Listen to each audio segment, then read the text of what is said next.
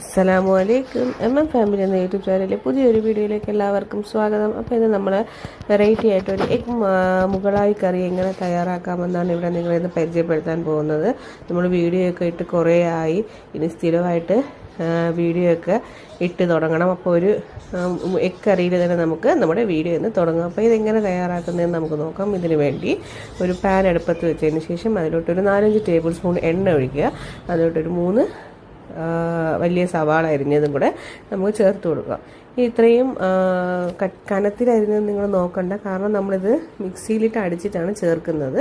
കുറച്ച് പെട്ടെന്ന് വഴറ്റാൻ വേണ്ടി കുറച്ച് ഉപ്പും കൂടെ ഇട്ട് നമുക്ക് നന്നായിട്ട് ഇതൊന്ന് മിക്സ് ചെയ്യാം. ഇതുപോലെ നന്നായിട്ടൊന്ന് മിക്സായിട്ട് വരട്ടെ. ആ സമയത്ത് നമുക്ക് എരിവിന് വേണ്ടി ഒരു 2 വലിയ പച്ചമുളക് അരിഞ്ഞതും കൂടെ ചേർത്ത് കൊടുക്കാം. നിങ്ങളുടെ എരിവിനനുസരിച്ച് കൂട്ടുകയും കുറയ്ക്കുകയും ചെയ്യും. കുട്ടികളൊക്കെ കഴിക്കുന്നതാണെങ്കിൽ കുറച്ച് കുറയ്ക്കാം. ഞാനിവിടെ ഒരു 2 വലിയ സവാള എടുത്തിട്ടുണ്ട്. ഒരു 10-12 അണ്ടിപ്പരിപ്പും കൂടെ നമുക്ക് ഇതിലോട്ട് ആഡ് ചെയ്ത് നമുക്ക് മിക്സ് ചെയ്ത് കൊടുക്കാം. അണ്ടിപ്പരിപ്പൊക്കെ കഴിക്കാൻ ഇഷ്ടമില്ലാത്ത കുട്ടികളൊക്കെ ആണെങ്കിൽ നമ്മൾ ഇങ്ങനെ ചെയ്ത് കൊടുത്താൽ അവർ കഴിച്ചോളും. കാരണം നമുക്ക് അറിയില്ല, നമുക്ക് അണ്ടിപ്പരിപ്പ് ചേർത്തിട്ടുണ്ടെന്നേ അറിയാൻ പറ്റത്തില്ല. നന്നായിട്ട് ഇതൊന്ന് മിക്സായിട്ട് വരട്ടെ. ഇതിപ്പോൾ കളറൊക്കെ ഒന്ന് മാറി ഒരു ലൈറ്റ് ഗോൾഡൻ ബ്രൗൺ കളറായിട്ട് വരുന്നുണ്ട്. നന്നായിട്ട് നമുക്കിതൊന്ന് മിക്സ് ചെയ്ത് കൊടുക്കാം. ഈ സമയം നമുക്ക് കുറച്ച് മല്ലിയിലയും കൂടെ ആഡ് ചെയ്ത് കൊടുക്കാം. ആഡ് ചെയ്ത് ഇതും കൂടെ ഒന്ന് മിക്സ് ചെയ്യാം. മല്ലിയിലയൊക്കെ നമ്മൾ ചേർക്കുമ്പോൾ എണ്ണയിലിട്ട് വയറ്റുമ്പോൾ ഒരു പ്രത്യേക ഒരു സ്മെല്ലൊക്കെ ആയിരിക്കും. നിങ്ങൾക്കിപ്പോൾ എപ്പോഴും ഒരേ മുട്ടക്കറി ഉണ്ടാക്കി മടുത്തെങ്കിൽ വെറൈറ്റി ആഗ്രഹിക്കുന്നവരാണെങ്കിൽ ഇതൊന്ന് ട്രൈ ചെയ്ത് നോക്കിയാൽ മതി. നിങ്ങൾക്ക് എല്ലാവർക്കും ഇത് ഇഷ്ടപ്പെട്ടു. അതൊരു പാനിലേക്ക് അതൊരു പാത്രത്തിലോട്ട് മാറ്റിയതിന് ശേഷം അടുത്തൊരു പാൻ വെച്ച് അതിലോട്ടൊരു 1/4 ടേബിൾ സ്പൂൺ മഞ്ഞൾപ്പൊടിയും 1/2 ടേബിൾ സ്പൂൺ മുളക് പൊടിയും ഇട്ട് എണ്ണ ഒന്ന് ചൂടാകുമ്പോൾ നമ്മൾ വെച്ചിരിക്കുന്ന മുട്ട അതിലോട്ട് ചേർത്ത് കൊടുക്കുക. മുട്ട എല്ലാവർക്കും അവയ്ക്ക് അറിയാമല്ലോ. ഉപ്പും വെള്ളവും കൂടെ ചേർത്ത് വേവിച്ചെടുത്ത് ഒരു 6-7 മുട്ടയാണ്, അതും കൂടെ ആഡ് ചെയ്ത് നമുക്ക് നന്നായിട്ട് ഇതൊന്ന് മിക്സ് ചെയ്യാം. ലോ ഫ്ലെയിമിലിട്ട് വേണം ചെയ്യാനായിട്ട്. ഒരുപാട് കരിഞ്ഞ് മസാല മൂക്കാൻ പാടില്ല. നമുക്ക് അതും ഒരു പാത്രത്തിലോട്ട് മാറ്റാം. മാറ്റി ഇതേ പാനിൽ തന്നെ എണ്ണ ഒഴിച്ചിട്ട് വേണം നമ്മൾ നേരത്തെ, കാരണം ഇതിൻ്റെ ഇപ്പോൾ കഴുകേണ്ട ആവശ്യമില്ല. ഇതേ പാനിൽ ചെയ്യുന്നത് ഒരു പ്രത്യേക ഒരു ടേസ്റ്റ് നമുക്കിതിന് ഈ കറിക്ക് കൊടുക്കും. നേരത്തെ നമ്മൾ ആ സവാളയും അണ്ടിപ്പരിപ്പും മല്ലിയിലയും നമ്മൾ വഴറ്റിയില്ല, അത് മിക്സിയിലിട്ട് അടിച്ചതാണ്. അതും കൂടെ നമുക്ക് ഇതിലോട്ട് ആഡ് ചെയ്ത് കൊടുക്കാം. ആഡ് ചെയ്ത് നന്നായിട്ടൊന്ന് മിക്സ് ചെയ്യാം.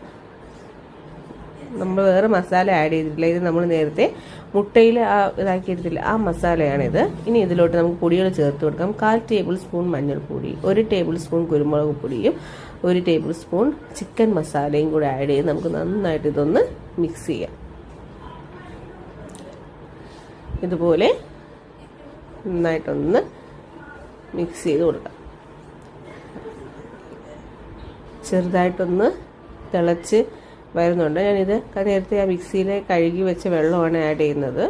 അതും കൂടെ ചേർത്ത് നന്നായിട്ട് മിക്സ് ചെയ്യാം. ഞാനിവിടെ ഒരു തിക്കും അല്ല, എന്നാൽ ഒരുപാട് മീഡിയം അല്ലാത്ത സൈസിലാണ് ഉള്ള ഗ്രേവിയാണ് ഞാൻ. നമുക്ക് വെള്ളം നമ്മുടെ ആവശ്യത്തിനനുസരിച്ച് കൂട്ടുകയും കുറയ്ക്കുകയും ചെയ്യാം. നിങ്ങൾക്ക് എന്ത് ഗ്രേവിയാണോ വേണ്ടത് അതിനനുസരിച്ച് നിങ്ങൾക്ക് ആഡ് ചെയ്യാം.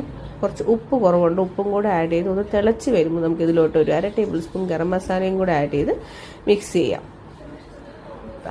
ഒരു 1/4 ഭാഗം നമ്മുടെ കറി ഇവിടെ ആയിട്ടുണ്ട്. നന്നായിട്ട് മിക്സ് ചെയ്ത് തിളച്ച് വരുമ്പോൾ നമുക്കതിലോട്ട് എഗ്ഗ് ആഡ് ചെയ്ത് കൊടുക്കാം.